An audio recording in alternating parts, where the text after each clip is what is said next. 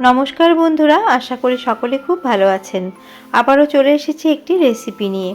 আজ করে দেখাবো শিমের একটা দুর্দান্ত স্বাদের নিরামিষ রেসিপি, যেটা কিনা ভাত, রুটি, পরোটা সব কিছুর সাথেই অসাধারণ লাগে। তার জন্য মিক্সার গ্রাইন্ডারে ছোট জার নিয়ে 4-5টা কাঁচা লঙ্কা, হাফ ইঞ্চি আদা আর দিয়ে দিচ্ছি 2 টুকরো টমেটো, একটা ছোট সাইজের টমেটো। আর তরকারির জন্য বড়িগুলোকে কিন্তু একটু লাল লাল করে ভেজে নিলে খেতে খুব ভালো লাগবে। তেল ঝরিয়ে নিয়ে বড়িগুলোকে তুলে নিয়েছি। এবার এর মধ্যে আমি বেগুনগুলো ভেজে নেব। তার আগে আরেকটুখানি আমি সর্ষের তেল দিয়ে দিলাম। বেগুন ভাজার সময় বেগুন যাতে বেশি তেল না টানে, তার জন্য আমি নুন হলুদ মেখে রেখেছিলাম বেগুনগুলোতে। এবার বেগুনগুলোকে মিডিয়াম টু লো ফ্লেম করে আমি লাল লাল করে ভেজে নেব। উল্টে পাল্টে বেগুনগুলোকে ভালো করে ভেজে নিয়েছি। এবার বেগুনগুলোকে একটা পাত্রের মধ্যে তুলে রাখছি।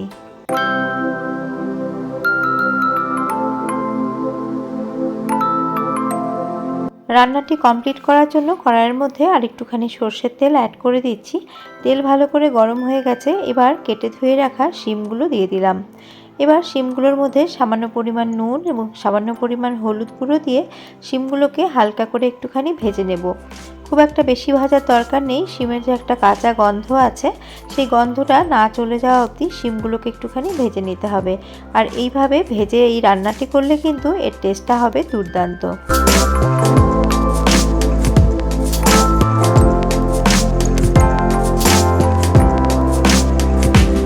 শিমগুলোকে হালকা করে ভেজে তুলে নিয়েছি। এবার আলুগুলোকেও নুন হলুদ দিয়ে ভেজে নিতে হবে। এখানে আমি আলুগুলোকে ভাপিয়ে নিইনি। তোমরা চাইলে কিন্তু আলুগুলোকে আগে একটুখানি ভাপিয়ে নিয়ে তারপরে আলুগুলোকে ভেজেও রান্না করতে পারো।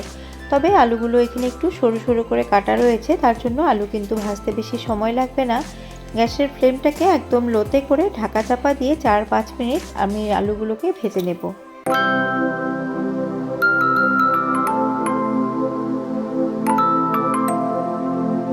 মিনিট 5 পর ফিরে এলাম। মাঝে আমি ঢাকা তুলে আলুগুলোকে আরেকবার নেড়ে দিয়েছিলাম। আর ঢাকা খুলে দেখছি আলুগুলো খুব সুন্দর করে লাল লাল করে ভাজা হয়ে গেছে। আলুগুলো ভাজতে ভাজতে কিন্তু 90%-এর মতো সেদ্ধ হয়ে গেছে। এবার তেল ঝরিয়ে নিয়ে আলুগুলোকে একটা পাত্রের মধ্যে তুলে নিচ্ছি। এই তেলের মধ্যেই বাকি রান্নাটা হয়ে যাবে, কেননা সব কিছু সবজি আমি ভেজে নিয়েছি আগেই। এবার ফোড়ন হিসেবে একটা শুকনো লঙ্কাকে ফাটিয়ে দিলাম।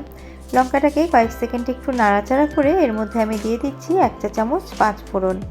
পাঁচফোড়নটা আর লঙ্কাটাকে একটু নাড়াচাড়া করে নেব। আর গ্যাসের ফ্লেমটাকে কিন্তু লোতেই রেখেছি, যাতে ফোড়নটা না পুড়ে যায়।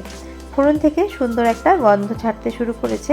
এবার আমি যে পেস্ট করেছিলাম আদা, কাঁচা লঙ্কা এবং টমেটোর, সেই পেস্টটা আমি দিয়ে দিচ্ছি। দিয়ে গ্যাসের ফ্লেমটাকে একদম লোতে করে খুব ভালো করে মশলাটাকে কষিয়ে নেব।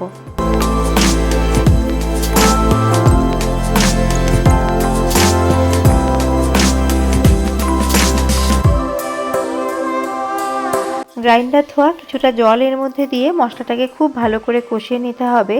যেহেতু এর মধ্যে কাঁচা টমেটো রয়েছে, আর কাঁচা টমেটোর কাঁচা গন্ধ না যাওয়া পর্যন্ত কিন্তু এটাকে কষিয়ে নিতে হবে।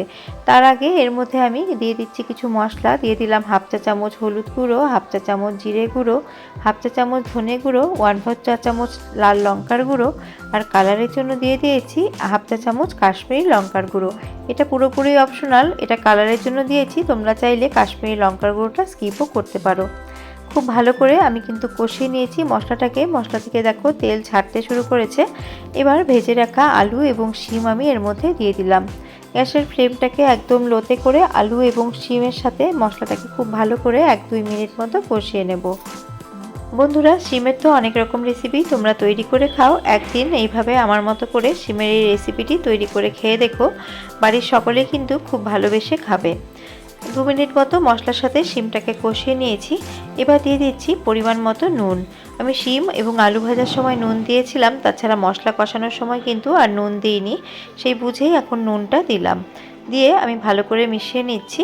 আর শিম এবং আলুর মধ্যে মশলার ফ্লেভারটা খুব ভালো করে চলে গেছে। এবার এর মধ্যে গ্রেভির জন্য আমি দিয়ে দেব জল। একটা পাত্রের মধ্যে অনেকটা পরিমাণ জল আমি ফুটিয়ে নিয়েছিলাম, সেই জলটাই এখানে ব্যবহার করছি। ছোট বাটির এখানে আমি 3 বাটি মতো জল দিয়ে দেব, কেননা বড়ি কিন্তু অনেকটাই ঝোল টেনে নেবে। আর এটা কিন্তু একটু ঝোলঝোলি ভালো লাগবে। পুরোপুরি শুকনো হয়ে গেলে কিন্তু রেসিপিটি খেতে একদমই ভালো লাগবে না। মোটামুটি ছোট বাটি 3 বাটি মতো এখানে আমি জল দিয়েছি। বন্ধুরা অবশ্যই করে রেসিপিতে গরম জলের ব্যবহার করো, তাহলে কিন্তু এর টেস্ট খুবই ভালো হবে। এখন 3 থেকে 4 মিনিটের জন্য ঢাকা চাপা দিয়ে রান্না হতে দেব, যাতে আলুটা খুব ভালো করে সেদ্ধ হয়ে যায়।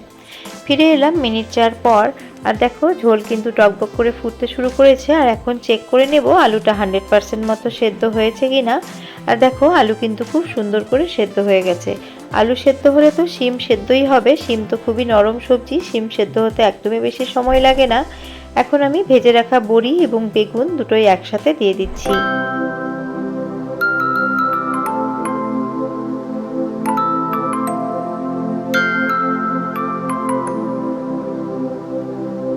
ঝোলের নুন চেক করে নিয়েছিলাম, আর একটুখানি নুনের প্রয়োজন, তার জন্য পরিমাণ মতো বা স্বাদ অনুসারে নুন দিয়ে দিলাম। আর ব্যালেন্সের জন্য দিয়ে দিচ্ছি খুব সামান্য একটু চিনি। চিনিটা অপশনাল, তোমরা যদি অপছন্দ করো স্কিপ করতে পারো, তবে নিরামিষ রেসিপিতে সামান্য একটু চিনি দিলে কিন্তু এর টেস্টটা খুব ভালো হয়। এখন বড়িগুলোকে ভালো করে সেদ্ধ করে নেব, তার জন্য 4 থেকে 5 মিনিটের জন্য ঢাকা চাপা দিয়ে রান্না হতে রাখলাম। তার আগে দিয়ে দিলাম 2টো চেরা কাঁচা লঙ্কা, এতে খুব সুন্দর একটা ফ্লেভার হবে। ফিরে এলাম মিনিট 5 পর, আর এখন ঢাকা খুলে দেখছি, দেখো ঝোল অনেকটাই টেনে নিয়েছে। বড়ি একদম ফুলে এখন কিন্তু ডবল সাইজেরও হয়ে গেছে। আর বেগুন শিম কোনো কিছুই কিন্তু ঘেটে যায়নি। আর এইভাবে কিন্তু বেগুনটাকে লাস্টে দিতে হবে, তাহলে বেগুনটা মুখে পড়বে, ভালো লাগবে খেতে। গ্রেভিটাকে আর বেশি টানাবো না, একটু ঝোলঝোলি, এটা খেতে ভালো লাগবে। এখন সবশেষে এর মধ্যে দিয়ে দিচ্ছি কিছুটা ফ্রেশ ধনেপাতা কুচি। গ্যাসের ফ্লেমটাকে আমি অফ করে দিয়েছি। এখন 5 মিনিট স্ট্যান্ডিং টাইমে রেখে দেবো, তারপরে তোমাদের সার্ভ করে দেখাবো। গরম ভাতের সাথে এরকম নিরামিষ একটা ঝোল তরকারি থাকলে খাওয়াটা কিন্তু একদম জমে যাবে। রেসিপিটি ভালো লেগে থাকলে লাইক কমেন্ট শেয়ার করো। আবারও আমি হাজির হয়ে যাব অন্য কোনো রেসিপি বা ব্লগ নিয়ে। নমস্কার।